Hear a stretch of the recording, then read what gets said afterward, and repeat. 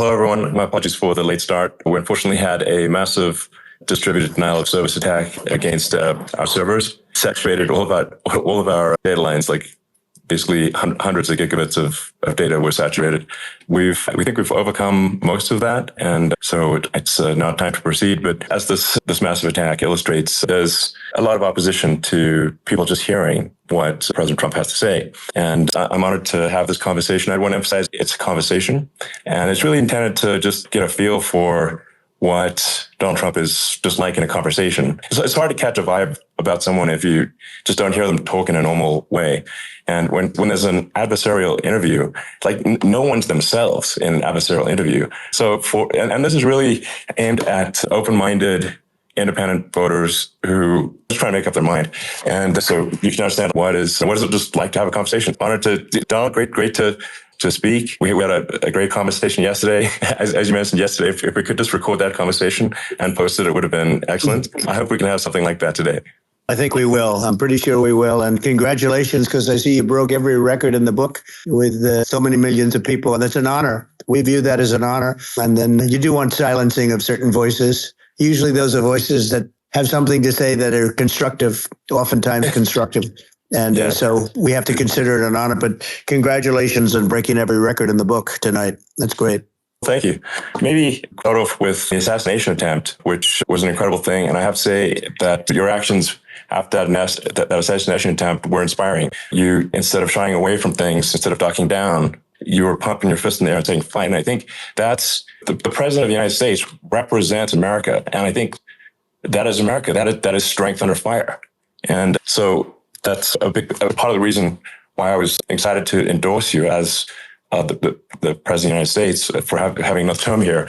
That was just incredibly inspiring. But what was it like for you? Not pleasant. I have to be honest. I said there was blood. I had more blood. I didn't know I had that much blood. The doctors later told me that the ear is a place that is a very bloody place if you're going to get hit.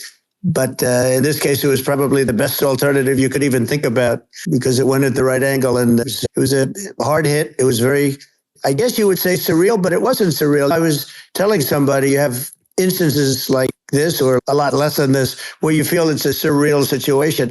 And I never felt that way. I knew immediately that it was a bullet. I knew immediately that it was at the ear, and because it hit very hard, but hit the ear. And I also heard people shout, bullets, get down, because I moved down pretty nicely, pretty quickly. And we had bullets flying right over my head after I went down. So I'm glad I went down. The bigger miracle was that I was looking in the exact direction of the shooter. And so it hit me at an angle that was far less destructive than any other angle. So that was the miracle. That was, for those people that don't believe in God, I think we got to all start thinking about that. You have to, I'm a believer. Now I'm more of a believer, I think. And a lot of people have said that to me. A lot of great people have said that to me, actually. But it was amazing that I happened to be turned just at that perfect angle. And all because I put down a chart on immigration that showed that the numbers were so great. I love that chart even more now. Maybe it's a sign. Maybe that's a sign. Immigration sign. You highlighted a serious issue. Yeah. And at that moment, missed your head. The amazing thing, the sign, I said, bring down that sign on immigration. And it was literally about an eighth of a second where it would be good. And after that, it was going to be a disaster, no matter which way you were facing. But it just had that perfect angle, which was exactly at this shooter. A very sad situation. It's such a sad situation. We lost somebody that was great, Corey, who a firefighter, a great gentleman, a great Trumper. He was just a fantastic family and a fantastic man. And a friend of mine came up, Elon, and said, I'd like to give the family some kind of help. And I said, that's great. He said, do you mind? I said, I don't mind at all. And he wrote out a check for $1 million, gave it to the wife. And she said, this is really nice, but I'd rather have my husband back, which is a nice thing for somebody to say, to be honest. She's great. The family is great. And we raised a lot of money for them and for two other gentlemen are unbelievable also. They were hit really badly. They thought they were not going to make it, and they did. The doctors in the Butler area, I tell you, they were incredible. They saved the two, and they were really hit tough, both of them, equally. Yeah. And we thought, my first question was because I heard bullets flying over me. I said, how many people were killed? Because we had a massive crowd there. a tremendous thousands and thousands of people. And there was no land. It was all people. So I said, how many people have been killed? Because I knew there were other shots being fired. And they said, we don't know yet, but some people have been badly hurt. And I have to give the Secret Service sniper, they call him, or sharpshooter, but sniper, because he didn't know there was a problem. He's an extraordinary shot, obviously, and he didn't know there was a problem. And he was able to pick it all out within 5 seconds. And he used one bullet from very far away, probably 400 yards.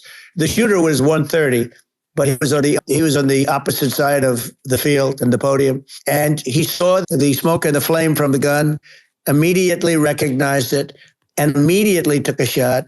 And it was one perfect shot from very far away. And if he didn't do that, Elon, a lot more people could have been badly hurt and killed. So I have to take my hat off to him, because that's also a surreal. He's been with them for 23 years, and he's never had anything like this. And all of a sudden he has to act, and it's a very tough thing to act and to be shooting somebody. But he saw the gun, saw the smoke, saw the flame from the gun very far away. Obviously has very good eyes. He's got very good vision, which I assume you have to have in that particular work. But he took aim very quickly, and they say it was approximately 5 seconds from long range, one bullet. If that didn't happen, because the shooter had a lot of bullets, he had a lot of cartridges up there with him. That's clearly, he was very confident in taking that shot to stop the attempted assassination. But there does seem to be some pretty significant failings elsewhere in the system. There's just no way that, like, how on earth does a shooter get on a roof 130 yards away? That seems crazy. I think most people people are wondering how on earth could such a thing happen. I view it as two ways. There should have been nobody on the roof. There were people, because there were so many tens of thousands of people there.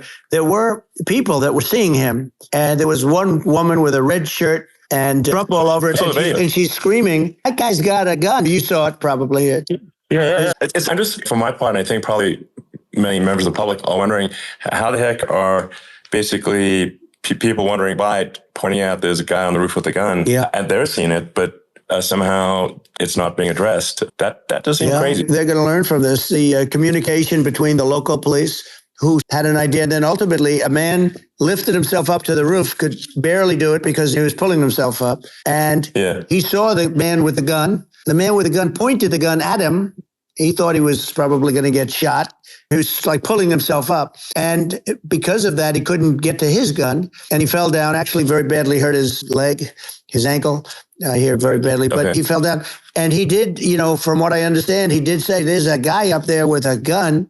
The shooting started very quickly after that. I think it forced the shooter to go maybe quicker. He was supposed to be my sons, Don and Eric, they can't believe what happened. They said from 130 yards, a bad shot would hit that target almost every time. They said it's like in golf, sinking a 2-foot putt. Yeah, it's not a tough shot. It's not a long shot. The Secret Service person had the long shot. He had a triple the distance, actually. It was a terrible thing. Look, it's hard. I have to say this about the Secret Service. When I went down, and I went down based on, I think they're screaming, but other people also, because people saw this happen. You had so many people. One of the miracles was that nobody ran. If a gun goes off, the crowd control people showed us this. When guns go off, and it does happen in stadiums at a soccer match or some kind of a match, everybody flees. They call it a stampede, like cattle. But everybody, and a lot of people get killed with those stampedes. We had more people than you'd have at some of these matches or these games, and nobody left. We had a small group behind us in the grandstand, and that was full. And you look at it as it was taking place, and normally they'd be running. They didn't leave. They saw that I was hurt. They saw a lot of blood, and they saw that I went down. And it's almost like they wanted to be with me. Out front, you had thousands, tens of thousands of people. As far as the eye could see, you had people in Butler, as far as the eye could see. And a lot of press, too. There were many cameras on watching this. It's what makes it so different, because normally things happen that aren't good, but you never have a picture. Here we have these cameras shooting it. Amazing. But one of the interesting things was that you didn't have anybody flee. You didn't have anybody stampede. Nobody. And there were some people behind me. They stood up and they're looking like, I tell you, you want to have them in a foxhole with you. I want to meet some of those people because it's so different from what you heard. But so I was down. But the Secret Service guys, there were bullets flying right over my head. You could hear them go whizzing. And these guys came jumping on top of me, and a young lady, Kate, would jump. They moved so fast. And let me tell you, that took tremendous courage. Now, there was a lack of coordination. There was obviously everybody understands that that building should have been covered. Looking at the aerial views, that building would be like the number one spot for a sniper. It's like if you were to pick, what is the favorite? If the goal is to assassinate, what's your favorite spot? That building. That building would be number one. That would have been the spot. It's like you can ask for a better location. It's that would have been the spot. What people think is when the local policeman, who by the way, he did what he was supposed to do. He couldn't hold on any longer, and then when he got his head just peeking above, this guy standing there with a gun at his head. And when he fell down, again, hurt his ankle very badly, but he was making the calls. But what happened is the firing is very soon. So what they think is that this guy ran to his site, which he had all planned out with a gun. He ran to the site and he started shooting fast. And maybe that's why he missed. He got me, but it could have been a much bigger problem. But he totally would have hit if you hadn't turned your head. It was a very near thing. It was a miracle. If I hadn't turned my head, I would not be talking to you right now. As much as I like you, exactly, I would not. I would not be talking to you. You'd be talking to me from another realm, perhaps. Yeah, that's right. We'd be talking from a different place. But it was a very terrible experience. The Butler Hospital, they did such a great job. The doctors were so good. Everybody was so good. There was a mistake.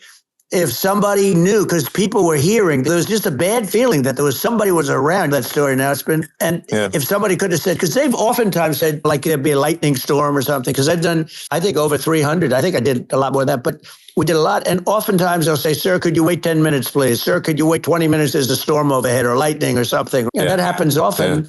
And this would have been a perfect time for that to have happened, but it didn't get coordinated. That was the problem.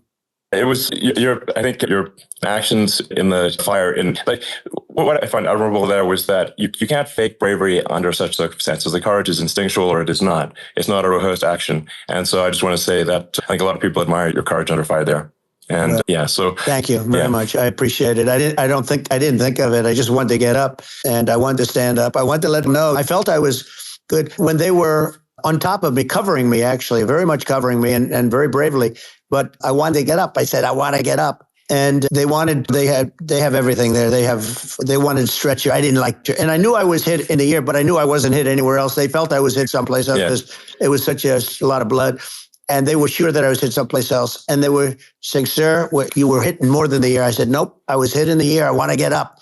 Let me get up. And so I got up and the crowd didn't know what to think. This was so many people and you could see they were confused. They didn't know what to think. And I wanted to let them know I was okay. It was very important for me to let them know that. And they went wild. You've seen they didn't go wild when I got up because they didn't know, was I alive? You really couldn't tell. When I stood up before the fist in the air, they didn't know if I was alive. Nobody did. And when I put the fist up, they were just relieved and happy and thrilled. And the place went crazy. It was pretty amazing. It was a terrible thing, but it was incredibly moving. And speaking of the sort of slide that got you to turn, that saved your life, really, was the illegal immigration slide. Maybe this is worth talking about that. It was that slide. Illegal immigration saved my life. You're right, but it had to be at that exact angle. That's a great one. The incredible thing, though, when you talk about the odds, you had to be exactly at that angle. But the incredible thing is that the chart, I used it less than 20% of the time. It was just a moment. Yeah. It's always on my left, never my right. And it's always at the end of the speech. So here we have it. It's on the right, not the left. It's at the beginning, not the end. And even the people that put it up, they were unprepared. And they did a great job. They got it up immediately, fortunately. But I looked to the right and the bullet came whizzing by, hitting my ear. So it was amazing. But when you think of the odds of that, and that normally you wouldn't use it. Normally I wouldn't have the thing. And then it would have been a very different story. It's very much, I say, an act of God. It's a miracle that it happened. And I'm honored by it. I'm honored by it. What were you about to say about illegal immigration before you were rudely interrupted? I was going to say how good the numbers were. By the way, we're going back to Butler and we're going to go back in October. We're all set up and the people are fantastic in Butler. It's a great area. Great. These are incredible people. Like the three that in the case of Corey killed and the other two, the families I got to know them a little bit and the families are great. But we're going back to Butler. And I think I'll probably start by saying, as I was saying, being so horribly interrupted. But so really interrupted by an assassination. No, but the chart. Some people have no manners. Elon, the chart was just a chart that in my last week, we had the best illegal immigration numbers, meaning stopping. It was at the lowest. You've seen the chart. It's become quite a famous chart. But that was the lowest point ever recorded. It was I was very proud of those numbers. And then you see what happened with these people, Kamala and Joe. You see what happened. They just let it go. I had remain in Mexico policies. I had all these different policies that was so good. Guys like Tom Holman and Brandon Judd from Border Patrol. These are all people that they've been on television. They say it's the best numbers we've ever had. We had so many different checks. Catch and release in Mexico, not the United. We had catch and release in the United States. We had it in Mexico. We had so many things. We had things where many people come in there, they have contagious diseases. We had everything passed. If you have a contagious disease, I'm sorry, but we cannot allow you into the country. So we were setting literally, and all I was doing is showing that, and I use it sometimes. Sure. And in this case, I'm glad I used it. I can tell you that. But they were fantastic numbers. But I'm going to sleep with that chart always. I'll be sleeping with that chart. That chart was very important for a lot of reasons. Well, would it be accurate to say that you're supportive of legal immigration, but that we obviously need to shut down illegal immigration, and especially unvetted illegal immigration, because and that's not the same as saying that everyone who's an illegal immigrant is bad. In fact, I think most people who are illegal immigrants are actually good, but you can't tell the difference unless there's a solid vetting of who comes across the border. Does that actually represent your position? I say it very simply. They have to come in legally. They have to be checked because look, Kamala was the border czar. Now she's denying it. Everything that I do, she's saying she was strong on the border. We're going to be strong. She doesn't have to say it. She could close it up right now. They could do things right now. It's horrible.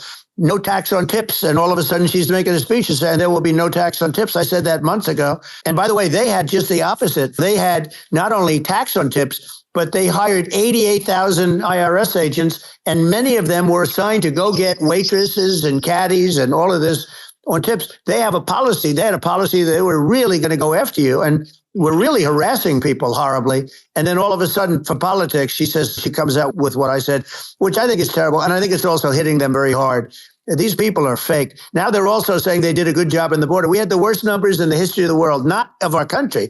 There's never been a country in history that has had a catastrophe like this. We've had, I believe, you believe this too, you hear 12 million, 13, I believe it's over 20 million people came into our country, many coming from jails, from prisons, from mental institutions, or a bigger version of that is insane asylums, and many are terrorists. And I'll tell you what, they're coming not just from South America, they're coming from Africa, they're coming from all over the world, they're coming from Asia, they're coming from the Middle East, they're coming from countries that are stupidly and horribly bombing Israel October 7th. They're coming from all over the world. And you look at, it's so sad, October 7th, because it should have never happened. Yeah. It's so sad when you look at Ukraine. It should have never happened.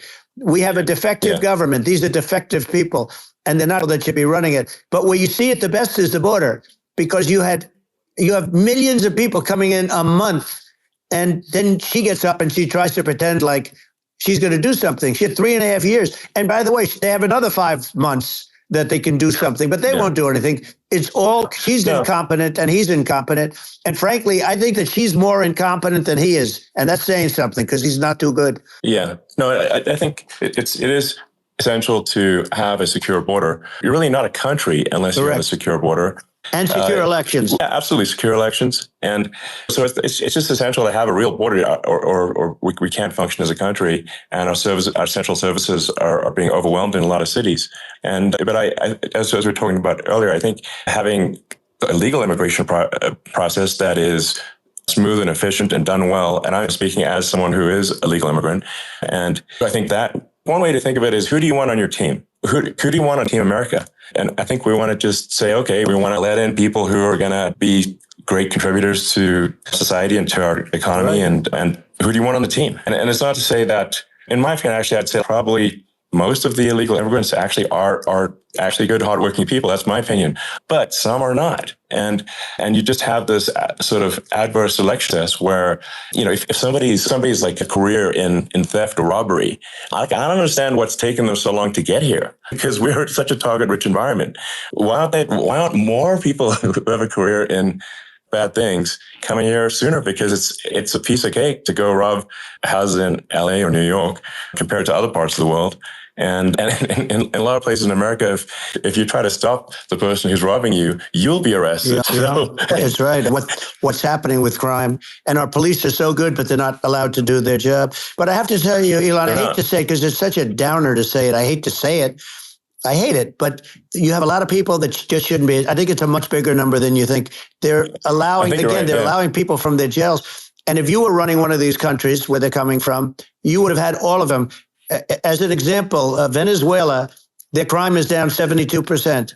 They're taking their drug dealers. They're taking, frankly, their prisoners. They're emptying out their prisons. They're taking criminals, their murderers, their rapists, and they're delivering them into. But that's what did on a much smaller scale. But this is a massive scale because this is being done worldwide. But here's what's happening. Crime all over the world is down. And wait till you see the numbers that we have. This is migrant crime. This is crime that's going to be. And I saw it today in New York where somebody was knifed with raped the girlfriend of a man that stood there watching in New York in one of the shelters and started pulling out the knives, and bad things happen today. But this is happening every day. These are rough people. These are people that are in jail for murder and all sorts of things.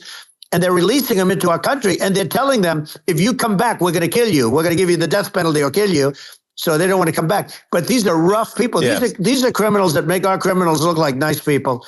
And it's horrible what they're doing. And she's in charge of it because now she's trying to say she had nothing to do with it. And she's such a liar because she was called the border czar the first day and it was on the headlines of every newspaper. She's the border czar. She never even went there. She went to one location which had nothing to do with where the problem is. She went in and out because she was getting a lot of pressure, but had nothing to do with the problem is. But she was the border czar, and people can't allow them to get away with their disinformation campaign. Now she's trying to say that she wasn't really involved, and the whole thing is horrible. She was totally in charge. She could have shut the border down without him. He didn't know what he was doing anyways. He wouldn't have even known what happened. You could shut the border down. He wouldn't even know the difference. The fact is that she was border czar, but if you don't have to call her that. The fact is you could just call her. She was in charge of the border. And the border was the worst ever. It's simply not work. Whether it's a question of intention or competence, we don't have a secure border, and we have people streaming over like it looks like a World War Z zombie apocalypse at times. And sometimes you got to wonder, is it real or not? So because you see things, you're like, is it real? So I went to the border at Eagle Pass, and I saw for myself in Texas, and I was like, okay, it's real. I'm like seeing this in real time. I actually posted the video like just live. I just flew there one day and just to see, hey, is this made up or real? And I'm just seeing people stream across the border. And I have to say, at least the people that I saw did not look friendly. These people can look at my video and say, hey, these people look friendly. I don't look super friendly. So these are people that Elon would not be the same man. He had to walk across the street and look these people in the eye. These are rough people. These are really rough people coming across. And I know rough people. And these are people that we don't want in our country. And the cat running one of these countries where they're coming from, you would have had all of them. As an example, Venezuela, their crime is down 72%. You would have had all of them. As an example, Venezuela, their crime is down 72%. They're taking their drug dealers. They're taking, frankly, their prisoners. They're emptying out their prisons. They're taking criminals, their murderers, their rapists, and they're delivering them into. But that's what did on a much smaller scale. But this is a massive scale because this is being done worldwide. But here's what's happening. Crime all over the world is down. And wait till you see the numbers that we have. This is migrant crime. This is crime that's going to be. And I saw it today in New York where somebody was knifed with raped the girlfriend of a man that stood there watching in New York in one of the shelters and started pulling out the knives, and bad things happen today. But this is happening every day. These are rough people. These are people that are in jail for murder and all sorts of things. And they're releasing them into our country. And they're telling them, if you come back, we're going to kill you. We're going to give you the death penalty or kill you. So they don't want to come back. But these are rough people. These are criminals that make our criminals look like nice people. And it's horrible what they're doing. And she's in charge of it because now she's trying to say she had nothing to do with it. And she's such a liar because she was called the border czar the first day and it was on the headlines of every newspaper. She's the border czar. She never even went there. She went to one location which had nothing to do with where the problem is. She went in and out, I guess, because she was getting a lot of pressure. Had nothing to do with the problem. But she was the border czar, and people can't allow them to get away with their disinformation campaign. Now she's trying to say that she wasn't really involved, and the whole thing is horrible. She was totally in charge. She could have shut the border down without him. He didn't know what he was doing anyways. He wouldn't have even known what happened. You could shut the border down. He wouldn't even know the difference. The fact is that she was border czar, but if you don't have to call her that. The fact is you could just call her. She was in charge of the border. And the border was the worst ever. It's simply not working. No. Whether it's a question of intention or competence, we don't have a secure border, and we have people streaming over like it looks like a World War Z zombie apocalypse at times. And sometimes you got to wonder, like, is it real or not? So because you see things, and you're like, is it real? So I went to the border at Eagle Pass, and I saw for myself in Texas, and I was like, okay, it's real. I'm like seeing this in real time. I actually posted the video like just live. I just flew there one day and just to see, hey, is this made up or real? And I'm just seeing people stream across the border. And I have to say, at least the people that I saw did not look friendly. These are people can look at my video and say, hey, these people look friendly. I don't look super friendly. So these are people that Elon would not be the same man. He had to walk across the street and look these people in the eye. These are rough people. These are really rough people coming across. And I know rough people. And these are people that we don't want in our country. And the caravans are coming in, and they're putting, and who's doing this are the heads of the country. You would be doing it, and so would I. And everyone would say, oh, what a terrible thing to say. The fact is, it's brilliant for them because they're all of their bad people, really bad people. And I hate to say this, the reason the numbers are much bigger than you would think is they're also taking the non-productive people. Now, these aren't people that will kill you. We have enough of them. But these are people that are non-productive. They are just not productive for whatever reason. They're not workers or they don't want to work or whatever. And these countries are getting rid of non-productive people in the caravans in many cases. And they're also getting rid of their murderers and their drug dealers and the people that are really brutal people. And they're coming into our country at levels that have never been seen before. And I saw an ad just before I got on the air. I'm walking over here. And I saw an ad by Kamala saying how she is going to provide security. Where has she been for 3.5 years? For 3.5 years, we have 20 million people. I think this, frankly, I think this is a fundamental existential issue for the United States. And if we have another 4 more years of open borders, and it's going to be even worse with another 4 more years, it's going to be even worse than it's been for the past 3.5 years. I'm not sure we've got a country. You don't have a country left. Elon, if they get in, you will have 50 to 60 million people from all over the world, not South America only. We think of South America, we think of Honduras and El Salvador, Guatemala, and Mexico, the 4. But it's not that. It's everywhere. They're coming in from everywhere. And I had to stay in Mexico. Yeah, I think this is a super important point. Like people, it's basically, when I went down there, I was like, where are people from? It's like almost no one was from Mexico. It's just a border with Mexico, but the people coming in, it's Earth, the rest of Earth. And America is only, about 4 or 5% of the population of Earth. It would only take a few percent of the rest of Earth to overwhelm everything. We're already overwhelmed, Elon. We're overwhelmed. You had to see the news tonight about New York, and I love that place. And what they're doing to it is horrible, what they're doing to it. And all the courts do is they try and focus on Trump. Okay, let's focus on Trump, who did nothing wrong. I come about a rigged election. Elon, what's happened is unbelievable. You have from Africa, from the Congo, they're coming from the Congo, and 22 people came in from the Congo recently, and they're murderers, and they're dropped. They drop them. They take them out of jails, which is very expensive to maintain the jails. Although they don't do too much maintaining, I can tell you. But they take them out of jails, prisons. They take them out and they bring them to the United States. They deposit them in the United States and say, "Don't ever come back. Or you're going to be executed." And they don't want to come back, but they won't come back. Sure. But they're coming from Africa. They're coming from Asia. They're coming from the Middle East. They're coming from South America. They're coming from everywhere. And there are a lot of really bad ones. It's just an everywhere on Earth thing. And it's just not possible for the United States to absorb everyone from Earth or even a few percent of the rest of Earth. It's just not possible. And we're going to have, to finish this up, we're going to have the largest deportation in history of this country. And we have no choice. Otherwise, we're going to have a country, what they've done to our country. Think of it. In Venezuela and in some of these other countries, crime is down 50, 60, 70, 80%. And you would be the same. You would. Yeah. I'll tell you what, Venezuela has not rid of all of them. They've gotten rid of about 70% really bad people. Their jails are about 50% put into the United States. Same with other countries. Some are at 30%, some are at 50%. They're all different. But the bottom line is they're all going to be at 100%. Why wouldn't you put 100% of it? And they're doing it right now while this third-rate phony candidate, don't forget, I beat Biden. He failed in the debate miserably. And some people said, oh, gee, it's too bad. It's too bad he did so badly, or I did well in the debate. The first night they said, wow, one of the people at CNN said that was the greatest debate performance I've ever witnessed. And then 2 days later, they didn't talk about that. They just said he was bad. But that's okay. That's the way I get treated, and I don't mind that at all. What I can tell you is this. We cannot have a Democrat. We cannot have her. She's incompetent. She's as bad as Biden in a different. She hasn't done an interview since this whole scam started. And say what you want. This was a coup. This was a coup of a president of the United States. He didn't want to leave, and they said, we can do it the nice way or we can do it the hard way. Yeah, no, they just took him out back behind the shed and basically shot him. Yeah. With this guy. And I'm no fan of his. And he was a horrible president, the worst president in history. And one of the reasons he was so bad, first of all, the Israeli attack would have never happened.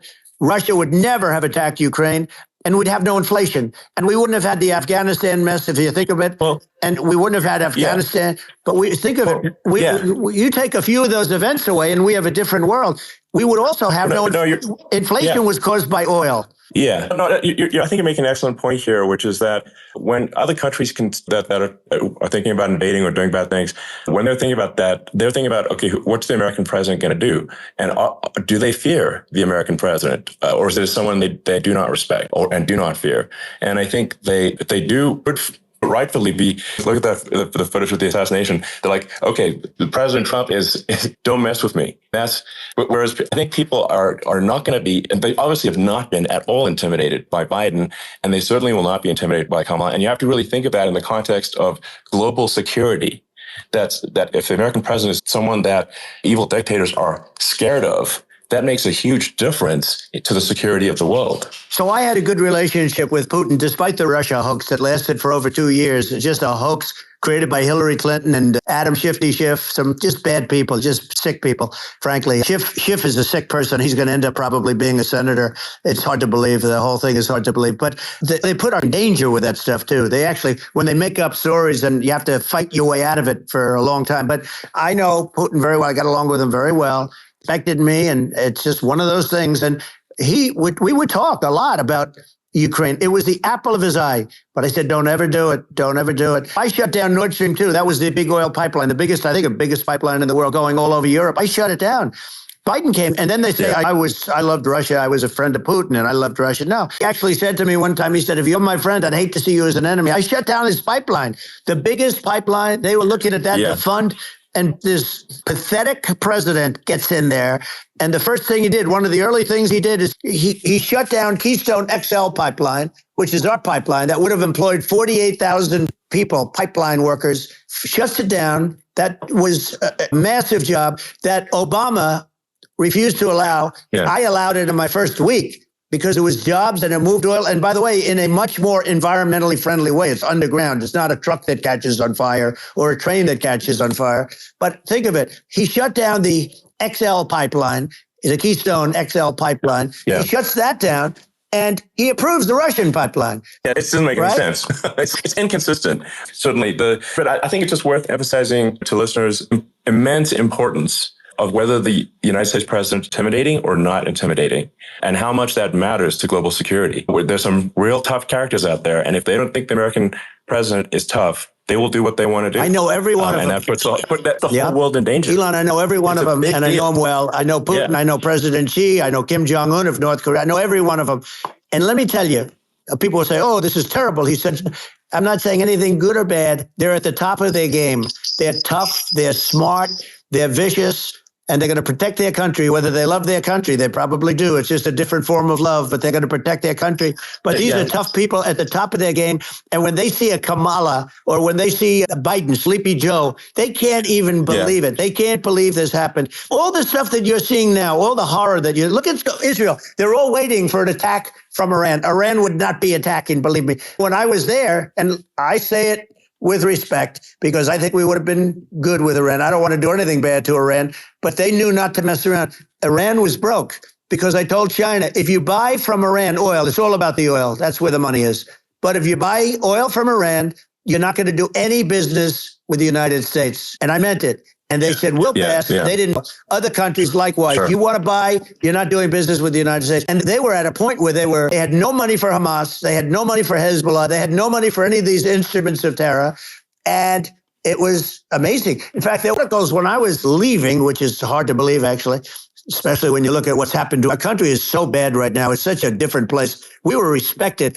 Think of it. 4 years ago, we were so respected to a point where When I said don't buy oil, they didn't buy oil, but they had no money, and Israel would have never been attacked.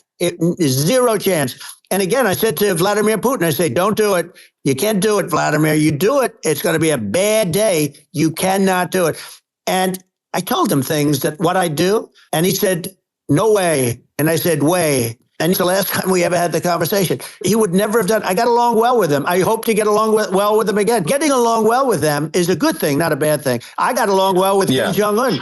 When I met with President Obama just before entering, it's a sort of a ritual, and I sat down with him and we talked. It was supposed to be for a very short period of time. It turned out to be a long period of time. I said, what's the biggest problem? He said, North Korea. I had that problem worked out very quickly. It was nasty at the beginning with Rocket Man and all the different things. Yeah. But all of a sudden I got a call. Those were some epic tweets, by the way. Yeah, they were epic everything. He said that he has a red button on his desk. I said, I have a red button on my desk too, but my red button is much bigger and my red works. And then I called him Little Rocket Man, Little Rocket Man. Anyway, here's the bottom line. All of a sudden, I got a call from him, and they said they want to meet. They want to meet me. And we met, as you remember, we met in Singapore. We met also in Vietnam. And I got along with him great. We were in no danger. But President Obama thought we were going to end up in a war, a nuclear war with him. And let me tell you, he's got a lot of nuclear stuff, too. Exactly. He's got plenty of nuclear. He can do plenty of damage. It's because people like Kim Jong-un, they respond to strength, not weakness. Well, he and I had a good relationship. Remember I met him and we walked onto his land. Nobody ever walked onto his land before. I walked there. I wouldn't say, let's bring up Secret Service again. I wouldn't say they were thrilled when I did that. I walked onto his land. And it was an amazing period. But we were not into it with him because of me. I always say that we have enemies on the outside and we have enemies on the inside. We have some really bad people in our government and people that are and controlling of the people. I'd mention names, but I really don't want to give them the credit. But we have some really bad, and I say they're more dangerous than Russia and China. If you have a smart president, a president that gets it, we are not in danger from those countries because they need us and they need our help. We forced Obama, if you think about it, Obama and Biden and Bush to a certain extent, in all fairness, forced Russia and China together. And if you're a history, first thing you learn is you cannot let Russia and China align. But then they also got, if you take a look, Iran, and they have North Korea. They call it the axis of evil. In the old days, you had the axis of evil. Here we have the axis of evil. These are powerful countries, very heavy nuclear, which is the biggest threat. Yeah. The biggest threat is not global warming, where the ocean's going to rise 1/8 of an inch over the next 400 years. And you'll have more oceanfront property, right? The biggest threat is not that. The biggest threat is nuclear warming, because we have 5 countries now that have significant nuclear power, and we have to not allow anything to happen with stupid people like Biden. Biden did something with Russia. There was no chance of him ever going in. And when I left, and then after I left, they started forming big armies on the border with Ukraine. And I looked at that and I thought he was doing that because Putin's a good negotiator. I thought he was doing that to negotiate. But then Biden started saying such stupid things. For instance, he said that it can be a NATO country. Now, Russia, for as long as there's been NATO, has said, we're never going to agree to that. And we go right up front and say that. And we did things and said things through this president with a low IQ, very low IQ. He had a low IQ 30 years ago, by the way, but now he might not even have a IQ at all. There's nothing on the board that goes this low. He said things that were so stupid. That war had zero chance of happening if I were there. Zero chance. He was saying everything the opposite. And it's so sad because many more people have been in Ukraine than you read about. You don't read about how bloody it is and how disaster. Sure. Hey, look, just in the 2 armies, you lost 500,000 people. And you're just having a hard time. Ukraine, I don't know if you saw the article recently, and it's true. You don't hear the true story. But if you think about it, Russia defeated Germany with us. And they defeated Napoleon. They've been around a long time. They're a big fighting force. Yeah, it's very unfair. And Ukraine now doesn't have enough men. They're now using young men and very old men to fight. And we're in a very bad position. And I'm not going to blame exclusively, but I can tell you I could have stopped that. And a smart president could have stopped that. It wouldn't have happened. But we had a man that actually made it more prevalent. It was so bad. The words that he was using, the stupid threats coming from a stupid face that he was using, I said, this guy's going to cause us a war. He's going to cause us. And let me tell you, it can lead to World War III. That can lead to World War III. The Middle East can lead to. We have numerous places that could end up in a World War III now for no reason whatsoever. I think you're right. I think people underrate the risk of World War III. And it's just when you're looking at the risk of global thermonuclear warfare, it's game over for humanity. And it's something that people have, I think, after the end of the people have become complacent about, but they actually have forgotten that there are currently a lot of nuclear missiles that have targeting parameters for the United States. And one of the things we're going to do is we're going to dome over us. Israel has it. We're going to have the best Iron Dome in the world. We need it, and we're going to make it all in the United States. But we're going to have protection, because it just takes one maniac to start something. We're going to have protection, and we're going to have. Why shouldn't we have an Iron Dome? Israel has one. Some other places have one that nobody even knows about, frankly. But Israel has it. We're going to have an Iron Dome. With all of that being said, to me, that's so important, the most important. But with all of that being said, the election's coming up, and the people want to hear about the economy. And the fact they can't buy groceries because they don't have enough money to buy groceries. The inflation has killed them. Food prices are up 50, 60, even 100% in some cases. And this stupid administration allowed this to happen. And it's a shame. And that's the thing that people most care about, in my opinion. They care about the border a lot. And we discussed the border at great length. It's nice to have a forum like this where I can discuss something. And by the way, you think Biden could do this interview? Do you think that Kamala could do this interview? They would take a pass. No. So they don't need Elon.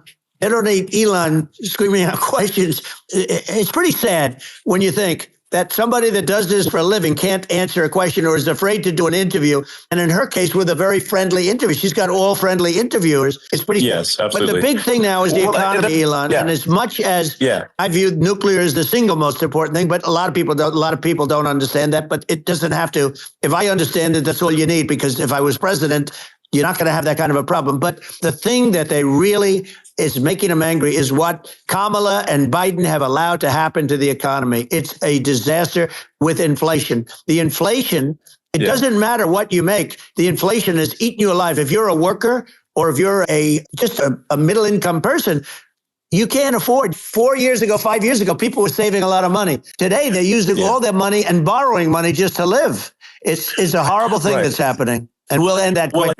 A lot of people just don't understand where inflation comes from. Inflation comes from government overspending because the checks never bounce when it's written by the government. So if the government spends far more than it brings in, that increases the money supply. And if the money supply increases faster than the rate of goods and services, that's inflation. So really, we need to reduce our government spending, and we need to re-examine. I think we need like a government efficiency commission to say, hey, where are we spending money that's sensible? Where is it not sensible? And we need to live within our means. We're currently adding, I think, $1 trillion to the deficit roughly every 100 days. And the interest payments on the national debt have now exceeded the defense budget. It's on the order of $1 trillion. It's interest. And it keeps growing. I rebuilt our military, largely rebuilt our military, did a great job on it, which was so important. We had jets, we had fighters and bombers that were 70 years old. We did a great job in that. Then we gave $85 billion of it back to Afghanistan, if you can believe it. We gave them $85 billion. They're one of the largest sellers of military equipment in the world. They're selling what we gave them. That was one of the most embarrassing days in the history of our country. But if you think about, let's go back to the economy. We have to bring energy prices down. Energy started at the price of gasoline. Now, your cars don't require too much gasoline. You have and you do make a great product, I have to say. I have to be honest with you. That doesn't mean everybody should have an electric car, but these are minor details. But your product is incredible. But the gasoline, Elon, is the cost of energy. Not only gasoline, it's the cost of heating your house and cooling your house. That has to come down. It's gone up 100%, 150, and 200%. That has to come down. When that comes down, and we're going to drill, baby, drill. They stopped drilling, and then they went back to drilling because they went back to the Trump policy. But if they won the day after they get into office, this country will go out of business because they're going to go to an energy policy that's not sustainable. Wind, different things. You're not going to have anything. And I know you're a big fan of the AI, and I have to say that AI, and this is shocking to me, but AI requires twice the energy that the country already produces for everything. We're going to have to build a lot of energy if our country will be competitive with China, because that's our primary competitor for this, on the AI. You're going to need a lot of electricity. You're going to need tremendous electricity, like almost double what we produce now for the whole country, if you can believe it. Sure. Just going, back to this, like the space thing, which that people try to make it sound complicated, but it's not. But inflation caused by government overspending. Right. Would you agree that we need to take a look at government spending and have perhaps a government efficiency commission that just tries to make the spending sensible and so the country lives within its means, just like a person does? The waste is incredible, and nobody negotiates prices.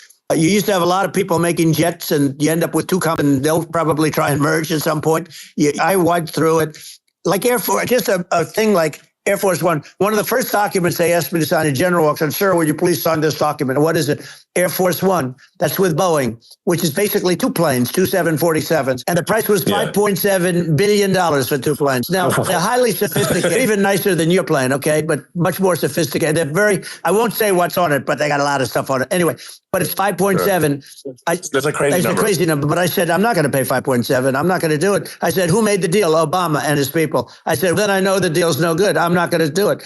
And over a course of about 4 weeks, by my saying I'm not going to do it, I got the price reduced by $1.6 billion for the exact same plane, other than we had a nicer paint job, if you want to know the truth. But for the exact same plane, I saved one. And I said to Boeing, man, you guys must make a lot of money if you can reduce the price by that. But now what I do hear is that they're going back to the Biden administration and wanting big cost overruns because they see these dopey suckers in there, and they'll end up getting some of the money back. But I shaved it by $1.6 billion for the exact same plane. And you can now take that and multiply that out times thousands of other items. Multiply it by the numbers are astronomical. Yeah. I agree with you.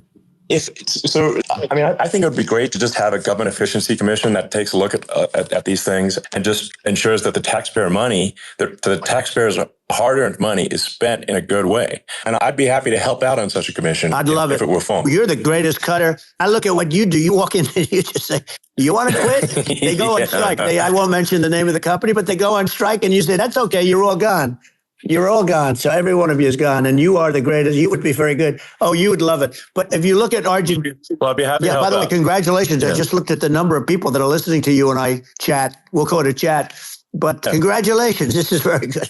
It's great. And you're an interesting character. The new head of a place called Argentina, and he's a big, he's great.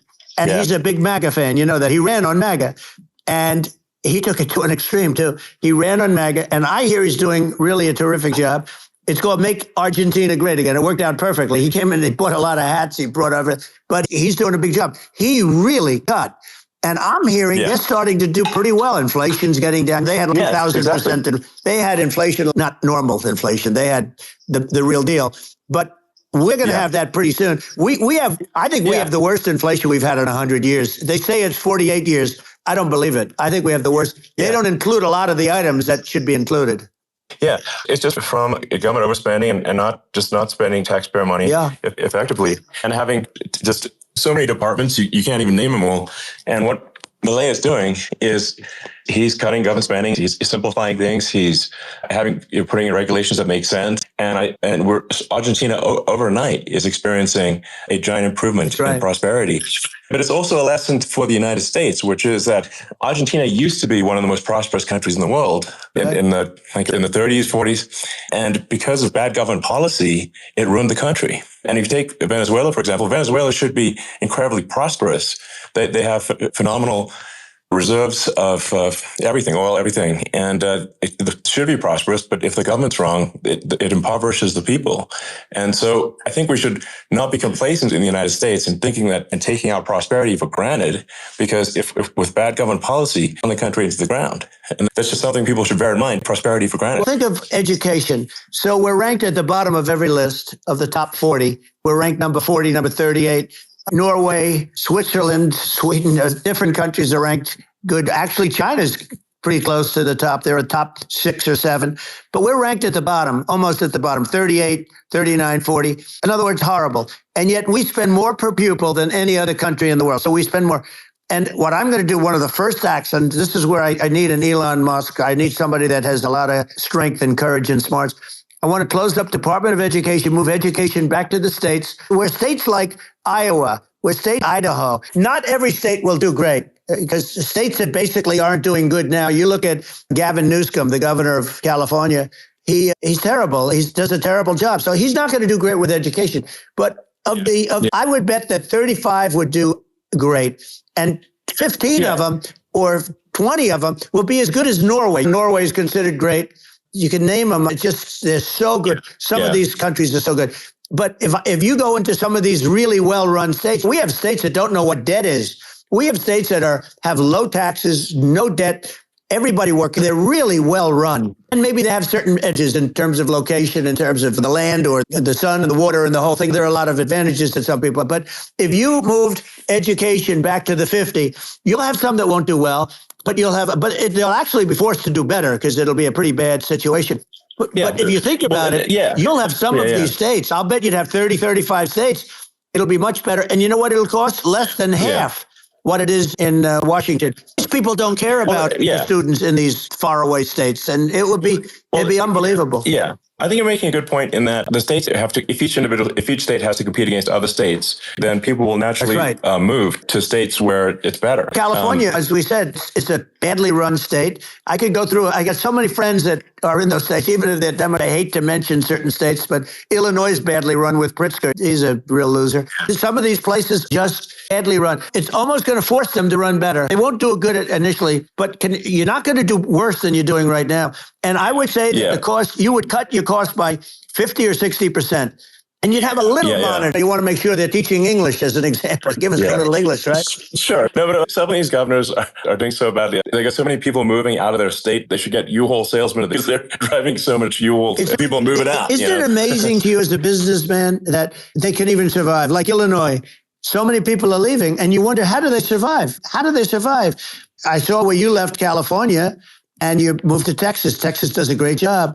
I just wonder, how do these states survive when big businesses, a big oil company just left California and they moved to Texas. How do these big states survive when they lose so many businesses and their taxes are already really high? The taxes are among the highest taxes. You almost wonder, how do they continue on? And in many cases, the governors don't do a good job in their crime-ridden places. You wonder, how do they continue to just go on? It's not a good situation.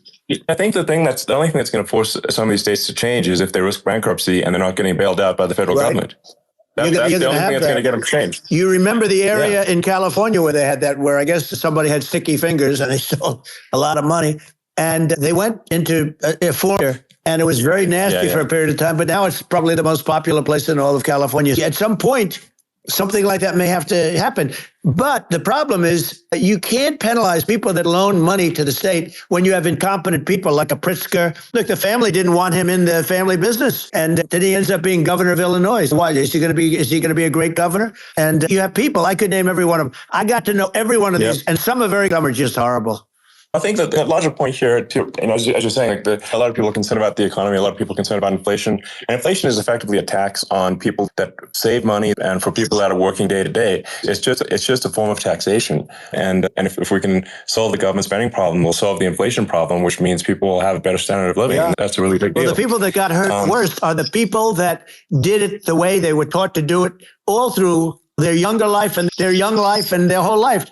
The people that saved money, and then they got no interest on their money, and inflation destroyed them. And frankly, they were almost better off if they didn't do anything like that. Those people have been absolutely decimated, and we're going to bring those people back and help those people. We've got to get the prices down. When I look at bacon costing 4 or 5 times more than it did a few years ago. When you look at some of the food products in grocery stores, people go, they can't believe it. They used to be able to buy a whole cart, and today, a lot of people just don't have the money. They go in and they can't buy anything. They look at sticker shock. They call it sticker shock. I think it really just comes, like I said, I think it just comes down to really, I guess, two things, which is that if you solve government overspending, you solve inflation, which improves living standards of the average person. And then if you deregulate, have sensible regulations, because a lot of the regulations are nonsensical and cause the cost to be extreme for no reason. But unless you've got effective deregulation, like Reagan did a great job on deregulation in the 80s, but it's been 40 years since we hadn't really, during your administration, we made some progress, but I think there's an opportunity to make, radical progress with sensible regulation. And if those two things, those are the big deals. We set a record. We did more deregulation and more restrictions on all of the different businesses than any other president. Remember, I had the rule for everyone we put in, you have to get rid of 10 or 12. And we did radical cuts on all of that. And a lot of that's being put back by this administration. And we did radical cuts on things that weren't necessary. But we were all set. We had the best economy ever, maybe in the world. And then what happened is COVID came in and we had to focus on that. And nobody knew what it was. And I always say I got good marks on economy, good marks on military. We knocked out ISIS. We did different things. We rebuilt. I never got the credit that we really deserved on what we did with COVID. We never got the credit. But had that not happened, a gift from China, from Wuhan, came in from Wuhan, the Wuhan labs, and I always said it, and it turned out to be right. But had that not happened, we were set to start reducing debt. We're going to reduce taxes further. I gave the largest tax cuts, and we were going to reduce taxes still further for middle income people, not only businesses. But we did it for businesses because they're the ones that's why we had the great job numbers. But we were set to really start reducing debt. And we were sitting on the biggest pile of liquid gold anywhere in the world, bigger than Saudi Arabia, bigger than Russia.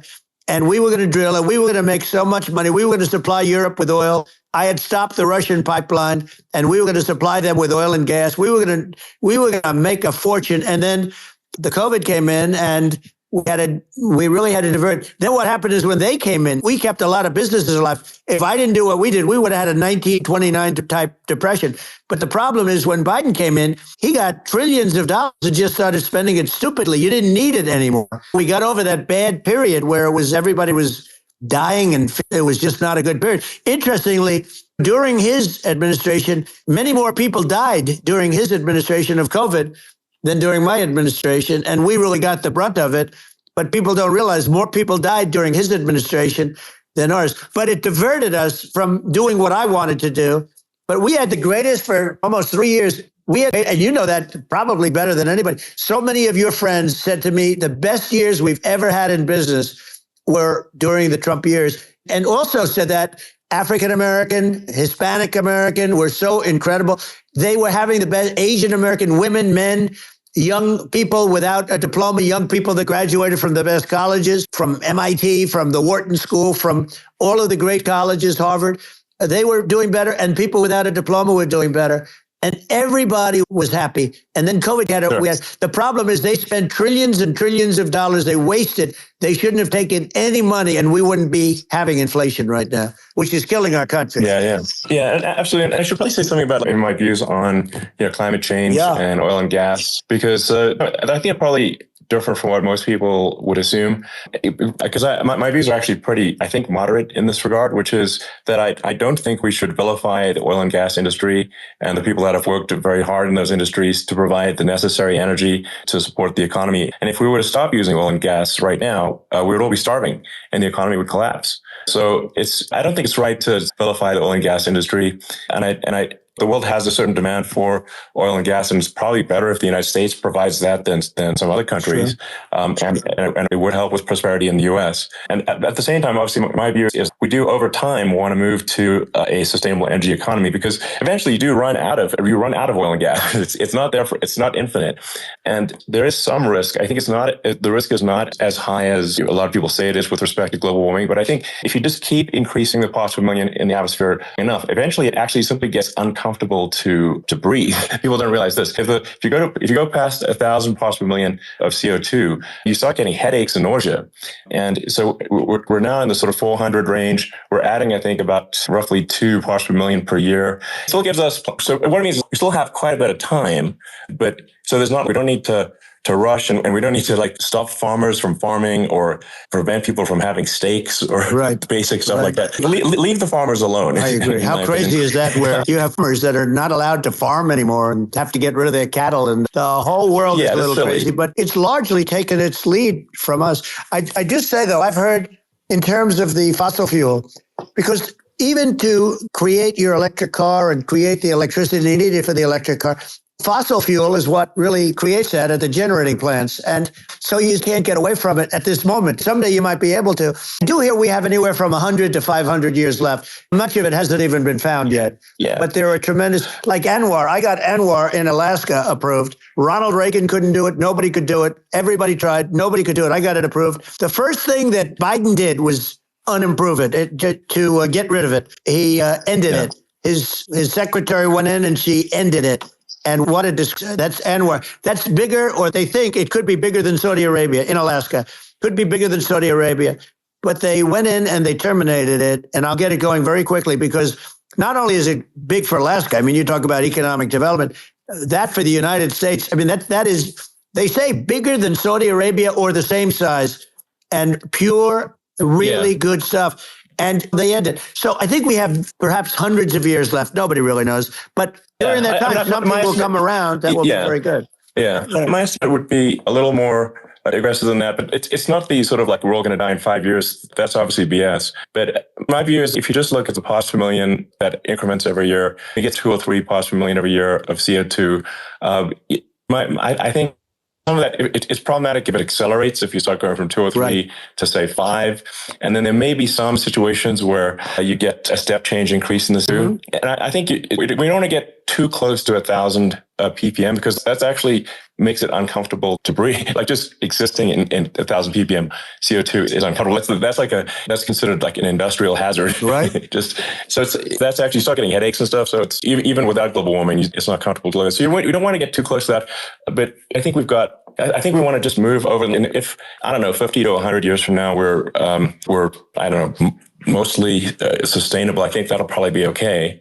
So it's not like the house is on fire immediately, but I think it is something we need to move towards. On balance, it's probably better to move there faster than slower, but like I said, without vilifying the oil and gas industry and without causing hardship in the short term. I think this can be done without, people can still have a stake and they can still drive gasoline cars. Sure. It's okay. It's not, I don't think we should vilify people for it, but I think we should just generally lean in the direction of sustainability. And I actually think solar is going to be a majority of Earth's energy generation in the future. And it's certainly trending that way. And so you get the solar power, combine that with batteries, because obviously the sun doesn't shine at night. And then you use that to charge the electric cars, and you have a long-term sustainable solution. And that's what Tesla is trying to move things towards. And I think we've made a lot of progress in that regard. But when you look at our cars, we don't believe that environmentalism, that caring about the environment should mean that you have to suffer. So we make sure that our cars are beautiful, that they drive well, that they're fast, they're sexy, they're cool. In fact, literally, the sexy joke, Model S, Model 3, Model X, and Y spells out sexy. It's probably the most expensive joke out there. But I don't know, I like cheesy humor. But I'm a big fan of, let's have an inspiring future, and let's work towards a better future, and we do so without demonizing. I'm okay. It's very interesting. You use the word global warming, and today they use the word climate change, because you have some places that go up, and so they were getting themselves a little with the word global warming, because not every place is warming. Some places are going the opposite direction. But I'm waiting for you to come up with solar panels on the roofs of your cars and on the trunks of the cars. And it just seems like something that at some point you will come up with. I'm sure you'll be the first. But it would seem that a solar panel on the roof, on flat surfaces, on certain surfaces might be good, at least in certain areas of the country where you have the world, where you have the sun. But I would think, and I have no idea because that's not my world, but I would think that this would be something that would be interesting. The one thing that I don't understand is that people talk about global warming or they talk about climate change, but they never talk about nuclear warming. And to me, that's an immediate problem. Because you have, as I said, 5 countries where you have major nuclear, and probably some others are getting there, and that's very dangerous. That's where you need a strong American president, because you don't want to have this proliferation. But you have 5 countries, and China is much less than us right now, but they're going to catch us sooner than people think. They're way lower. Russia and us are number 1, and we're tied. And China is far behind, but they're developing at a level that you're not surprised to hear, very fast. They'll end up catching up, maybe even surpassing. But to me, the biggest problem is not climate change. It's not, and everything's, a problem, but it's degrees. To me, the big problem is the nuclear power. The power of nuclear is so great. And when I talk about I'll prevent World War III, I will. But the truth is that you have to, because this is no longer army tanks going back and forth and shooting at each other. This is a level of destruction and power that nobody's ever seen before. Yeah, and actually, there's the bad side of nuclear war, very bad side, but there's also, I think, nuclear electricity generation is underrated. You're right. And it's actually, people have this fear of nuclear electricity generation, but it's actually one of the safest forms of electricity generation. It's just a huge misunderstanding. And if you look at the injuries and deaths caused by, say, I'm not going to pick on coal mining, but just any kind of mining operation, and there's a certain number of injuries and deaths per year. And you compare that to nuclear, is actually way better. So it's underrated as an electricity source, and I think think it's something that's worth reconsidering. But there's so much regulation that people can't get it done. So that maybe they'll have to change the name. It's a rough name. There are some areas like when you see what happened, we'll have to rebrand it. We'll have to give it a good name. We'll name it after you or something. No, it has a branding problem. When you see what happened, it does have a branding problem. When you see what happened in Japan, where they say you won't be able to go on the land for about 3,000 years. Did you ever see that?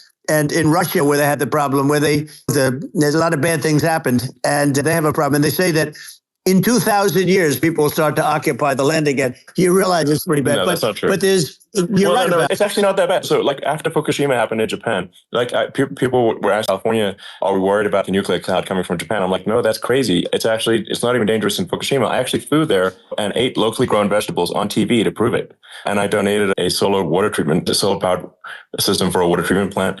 And yeah, but you haven't been feeling so well lately, and I'm worried about it. No, but it's fine. It's Hiroshima and Nagasaki were bombed, but now they're like full cities again. So it's really not something that, so it's not as scary as people think, basically. But let's see, there's some other topics we should touch on. Lawfare, I think we need to be concerned about. What they've done to this country. Obviously. Yeah. We just won the big case in Florida. This was a Biden administration did something that's never been done in this country, and that's go after their political opponent, me, with this nonsense and just nonsense. And the big case in Florida we won, but they always pick a judge and a jury, and they use the local DAs, they use the local attorney generals, like Fani, spelled F-A-N-I, Fani, and it's all a big hoax, and it's all run from there. Like in Manhattan, one of the top people from the Justice Department went in, ran Manhattan, ran the state. The Letitia James deal was run by a person from the Department of Justice, Biden. They've never done this before, and they set up a very bad precedent. It's called lawfare. It's a terrible thing and never happened in our country. It does happen in banana republics and third world countries, but it's never happened. And the incredible thing is it actually drove my numbers up because people see, fortunately, I have a platform like you, or in all fairness, like a conversation like this, where I can talk about it and people understand. You fight for election integrity and you end up getting indicted because you're fighting for election integrity. And when the day comes and you can't fight for election integrity, you don't have a country anymore. So what happens is they went after their political opponent, me. Now, Biden's close to vegetable stage, in my opinion. Okay, I looked at him today on the beach and I said, why would anybody allow him? The guy could barely walk. Why would anybody allow him? Do you have a political advisor that thinks this looks good? He thinks this looks good because it looks so bad and it's ridiculous. And he's been doing that for a long time. He can't lift the chair. The chair weighs about 3 ounces. It's for children and old people to lift. And he can't lift it. The whole thing is crazy. Well, he's clearly, we just don't have a president. You don't have a president. And she's going to be worse than him because she is a San Francisco liberal who destroyed San Francisco. And then as Attorney General, she destroyed California. You talk about location, and we're talking about the sun and the water and all. There's nothing better than California. She has destroyed that. She was the original DA. She was the original in San Francisco. She was the original general in California. What she has done to California is, you know better than I do. You just left California for a lot of those reasons. And what she's done with crime, with cashless bail, where you kill somebody. We have states there you kill somebody and they let you out right away. You don't have to even put up, and then they never find the people unless they kill again, and then they let them out again. Our country is becoming a very dangerous place. And she is a radical left San Francisco liberal. And now she's trying to protect. Now she's looking like she wants to be more Trump than Trump, if that's possible. I don't think it's possible, but she wants to be more Trump than Trump. Yeah. I want a wall. I think that's, She wants to release all the prisoners that are in detention. And some of these guys are really bad. Right. That just came out today. She doesn't want to build the wall, even though the walls work. Walls and wheels. In your business, everything you do is obsolete, almost, well, not the tunnels, but everything is obsolete. Even your rocket ships, they're like a month later, they're obsolete. You find a better way to. The only thing that's not obsolete is a wall and a wheel. And the wall, I built hundreds of miles of wall, and that's why we had such good numbers. I was going to add 200 miles. We bought it. We could have flipped it up in 3 weeks, and they sold it for 5 cents on the dollar. That meant, I said, wow, that means that they actually do want to have open borders. She wants to have open borders, and now she's going like she's tough on the border. It's such a lie. Yeah, this is simply not true. This is simply not true. And everybody knows it's a disgrace that she can say it. No, obviously, what's happening overnight is they're rewriting history and making Kamala sound like a moderate when in fact she is far left, like far left. Worse than Bernie Sanders. She is considered more liberal by far than Bernie Sanders. She's a radical left lunatic. And if she's going to be our president, very quickly, you're not going to have a country anymore. And she'll go back to all of the things that she believes in. She believes in defunding the police. She believes in no fracking, zero. Now all of a sudden she's saying, no, I really want to see fracking. If they got in, the day she got in, she'll end fracking. And by the way, if people didn't think that, the lunatics that really believe in that, they won't vote for her. The Palestinians and Israel. She is so anti-Israel, and she's bad. Actually did something that was impossible. Both sides hate him. Both sides. That was a hard thing to do. Unification. Yeah, no, Netanyahu came to give a talk to a joint Senate and House sitting, and I was there, and Kamala stood him up. What does that say? I think it's highly disrespectful. Say, if you're a Jewish person or if you believe in Israel, if you're a person that was very pro-Israel, if you vote for her, it's worse than Biden, and Biden was bad. But if you vote for her, you ought to have your head examined.